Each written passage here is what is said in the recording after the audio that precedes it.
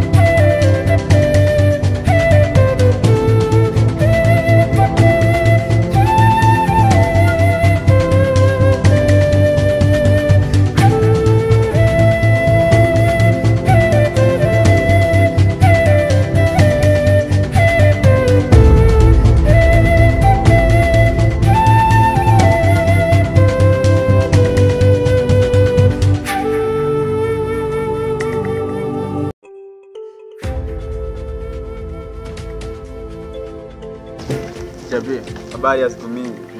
Niko fiti. Nilikuwa naomba tucheze chess. Chess? Ni cool.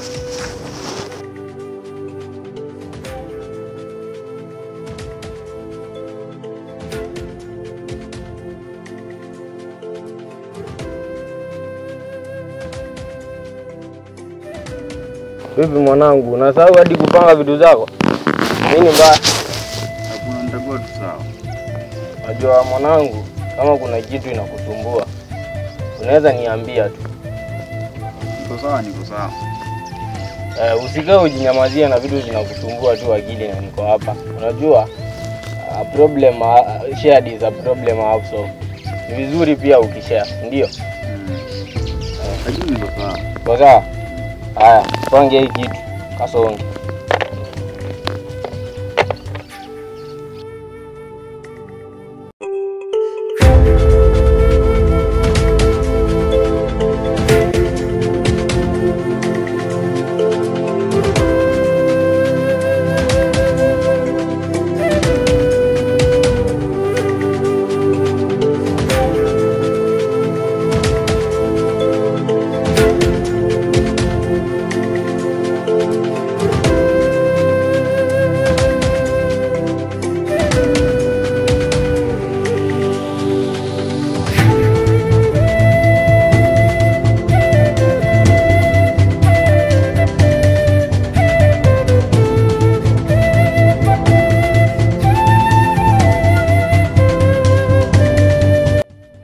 Sasa nimeshaguza pabaya.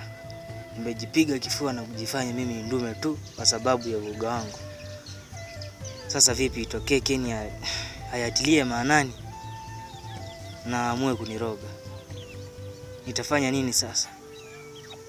Hata nikisema nikumuuliza Lucky mwenyewe hata ajui mlango wa kanisa uko wapi.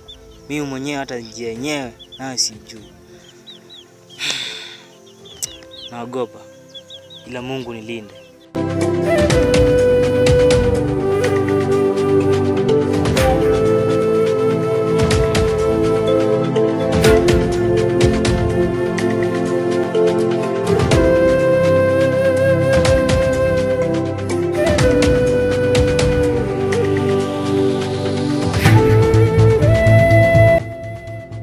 Sasa Ken rafiki yangu, nilikuwa nakwambia kwa hii dunia tunaweza pita changamoto mingi na mambo ni mengi.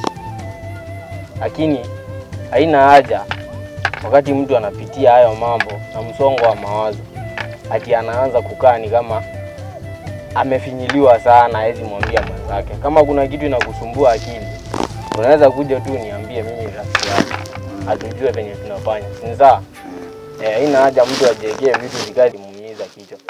Sio ni sawa? Kwa hivyo siku nyingine ukikuja cheer up as a man, ndio? Team One Love.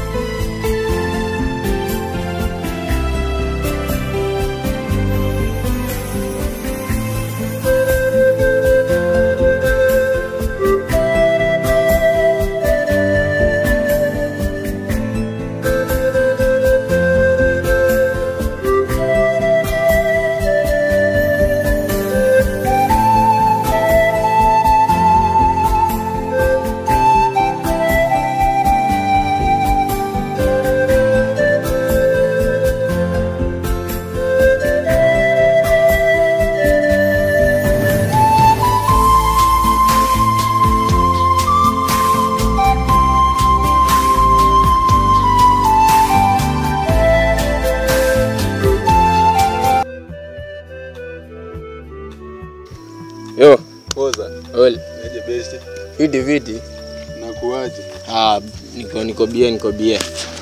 Bwana umepotea hizo miaka 3. Kuna miaka 3 na mimi ni rafiki yako niwezi nipigia. Miaka 3? Si ulitokanga nyumbani miaka 3 iliyopita. Miaka 3 iliyopita. Si hata ule pastor mliuzia huko ashajenga.